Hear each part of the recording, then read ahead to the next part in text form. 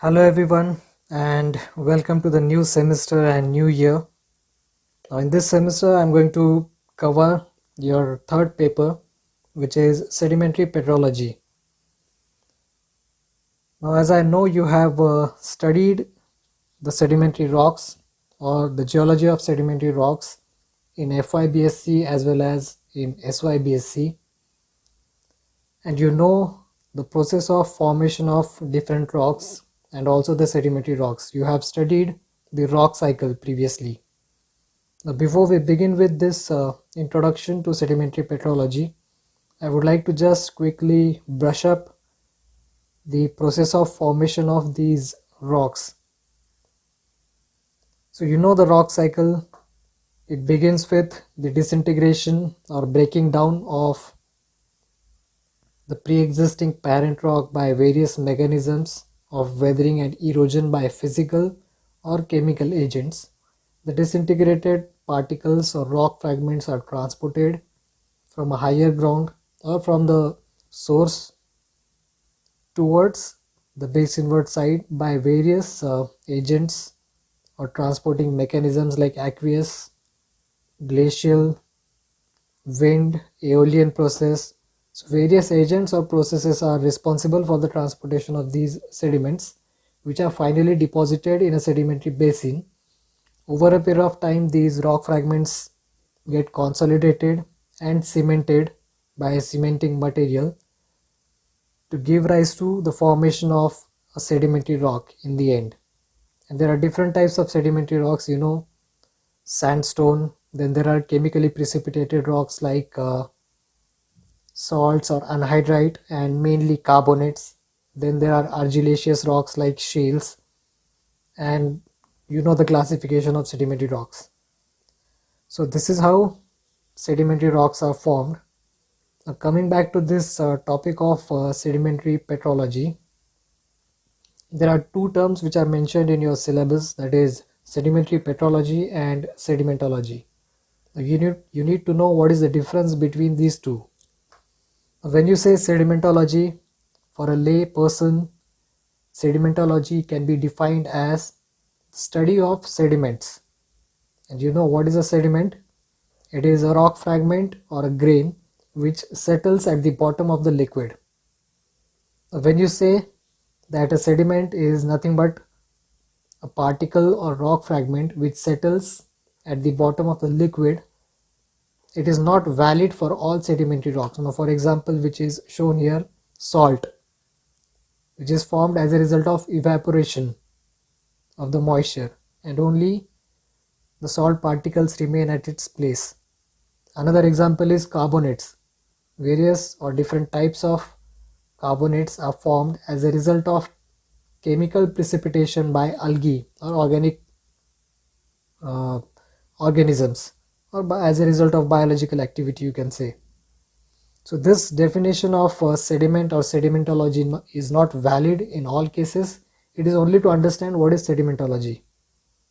But when you say sedimentary petrology, a sedimentary petrology is a branch which involves the microscopic study of a sedimentary rock.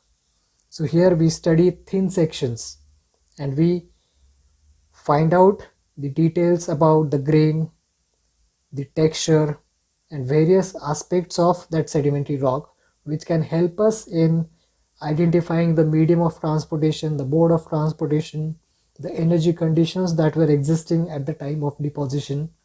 So the petrology term or sedimentary petrology is restricted to lab study in a sense. As against that, when we compare that with sedimentology, sedimentology is a broader term which involves the study of sedimentary rocks not only in laboratory as well as field observations. So that is the basic difference between sedimentary petrology and sedimentology. Sedimentary petrology is the microscopic or optical study of sedimentary rocks, where we study the grain size, texture, and various properties under microscope, whereas sedimentology is a broader term which involves microscopic or thin section study as well as field study or field observation. So that difference you have to remember. Now here in this triangular diagram you can see the relationship between sedimentology and the conventional sciences, that is physics, chemistry and biology. And before that you can see that the definition of sedimentology says that it involves the study of processes of sediment transportation and deposition and their source, provenance and diagenesis. So in sedimentology we not only study the optical properties of sedimentary rocks but also the processes which are responsible for the transportation of these sediments and their deposition, and what was the source rock that we can determine, which is called as provenance, and also the diagenesis, the post depositional changes that occur within these sedimentary rocks. So sedimentology, coming back to this triangular diagram, it involves the study of physical parameters of transportation and deposition. These physical parameters involve the mode of transportation, the medium of transportation, the energy conditions, or the velocity. So these are all controlled by the physics.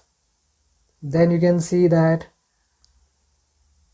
the weathering or diagenesis of sedimentary rocks is associated with chemistry, and when we find certain fossils or activity of organisms within the sediments, it is associated with biology.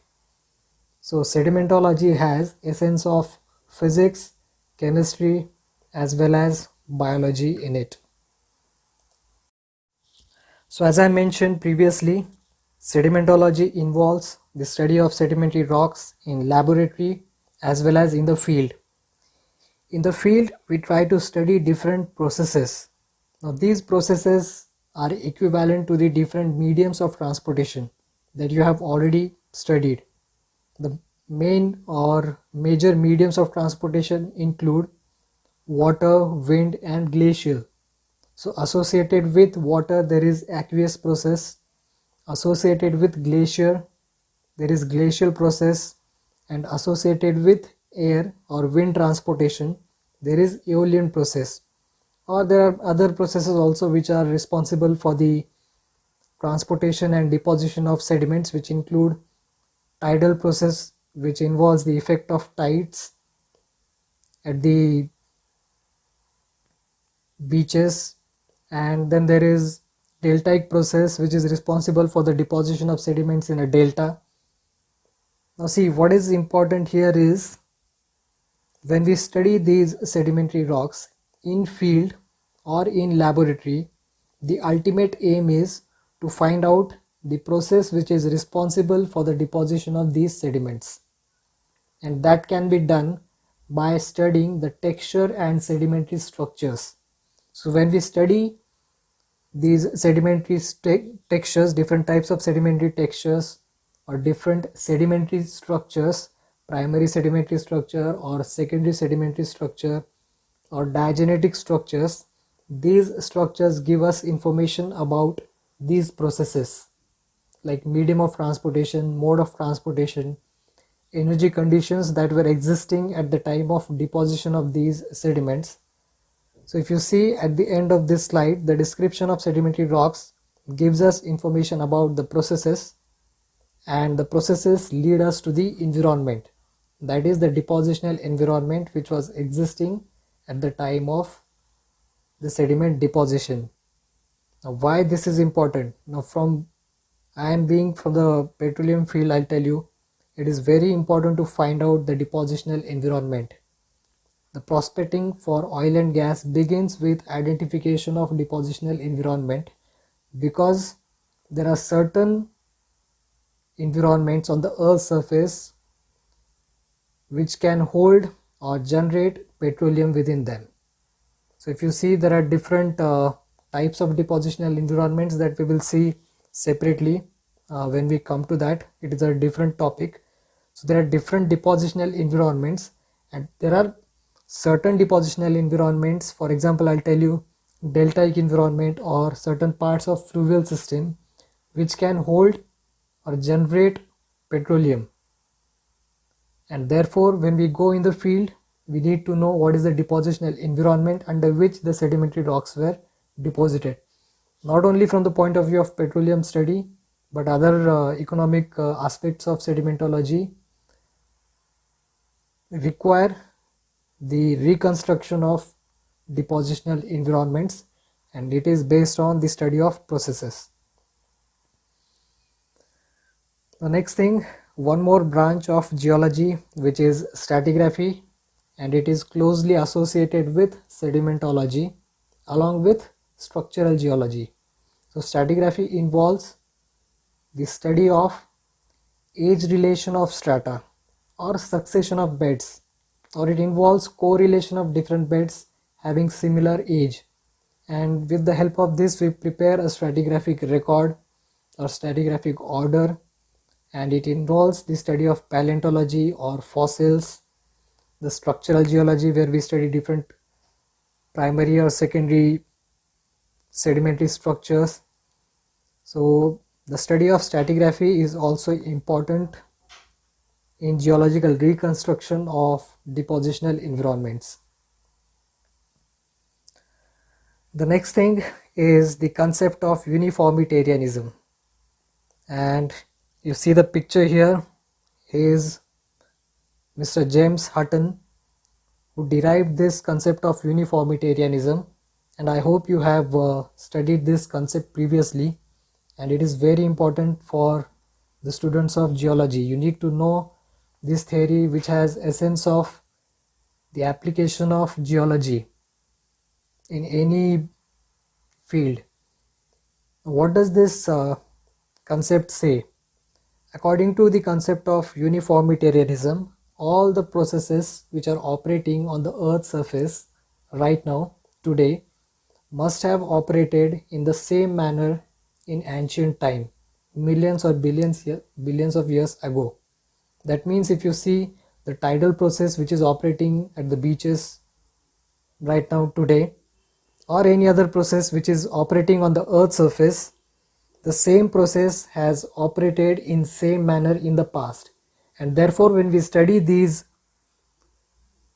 processes in detail, we can reconstruct the environment based on our observations. And we'll come back to this when we go to the Walther's law. It is also there in your syllabus. So one more important thing, the tagline or the shorter version of the concept of uniformitarianism could be: the present is the key to the past. When we study the sedimentary processes which are operating today, we can apply these processes and mechanisms to the sediments which have deposited in the past, and we can predict that the same mechanism must have been operating in the ancient time. Now the next part is the evolution of sedimentology, how it has evolved over the period of time. As you can see here in the picture, in the ancient time, in the Stone Age, different stones or especially flint stone was used for various purposes, and these are available in the form of artifacts. Now also you can see that these rocks are being kept in the museum, and over the period of time humans learned how to use these rocks as a building stone, and industrial revolution took place, and today you can see different economic minerals are being exploited at a larger scale, and the biggest example is the production of oil and gas for energy, which comes from these sedimentary rocks. So a great revolution has taken place over the period of time, and this tells you how sedimentology is important in day-to-day life.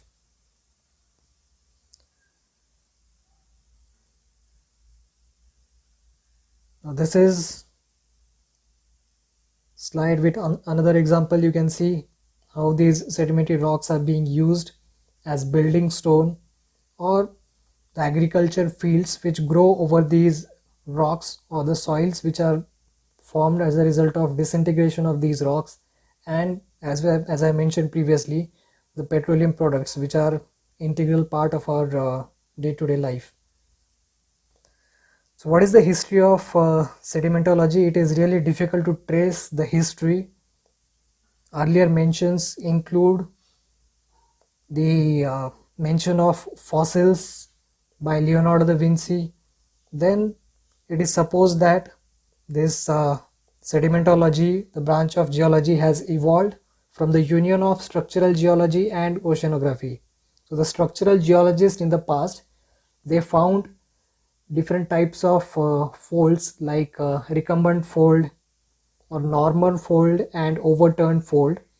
So to differentiate between the normal fold and overturned fold, they were searching for certain criteria. I hope you know what is the difference between normal fold and overturned fold. So the scientists or the geologists in the past, they were looking for certain criteria which can help them in differentiating between these two different types of folds, and they found certain sedimentary structures within the layers of these rocks like ripple marks or cross beddings and mud cracks. So these sedimentary structures helped them in identifying the top of the bed and bottom of the bed, which ultimately led to the identification of the type of fold, whether it is a normal fold or overturned fold. So that is how the sedimentology came into light while studying the structural geology. And there are various ancient papers which have mention of the study of sedimentary rocks, that is sedimentation, which are right here in this slide. So this Mr. Edward Bailey mentioned the term turbidites for the first time, and the detailed study of these turbidites led to the further expansion of sedimentology, which further gained momentum after the discovery of hydrocarbons within these sedimentary rocks. And this particular field of soft rocks provides the maximum jobs in geology. Now here you can see two pie charts. One on the left hand side, it gives information about the relative abundance of rocks within the Earth's crust. Now you know different parts of the Earth's interior. I guess you have studied this. It involves the core, mantle and the crust. The crust is the outermost layer of the Earth. And if you see the percentage of different types of rocks, the percentage of sedimentary rock is only 8% in the crust, and there is no sedimentary rock inside the earth like in mantle or core, that you know. And compare this with the right hand side part chart, which gives you the relative abundance of the rocks at the surface, which is exposed on the surface. Here it tells you that around 70% is sedimentary rock. If you combine shale, sandstone and limestone, their combination or sum is greater than igneous and metamorphic rocks. So this tells you that the sedimentary rocks are present in the form of thin layer or veneer on the surface, which covers a large area, but inside the earth their volume is limited, it is very small. So this is all about the introduction to this part of your unit. Next time we'll begin with the next part.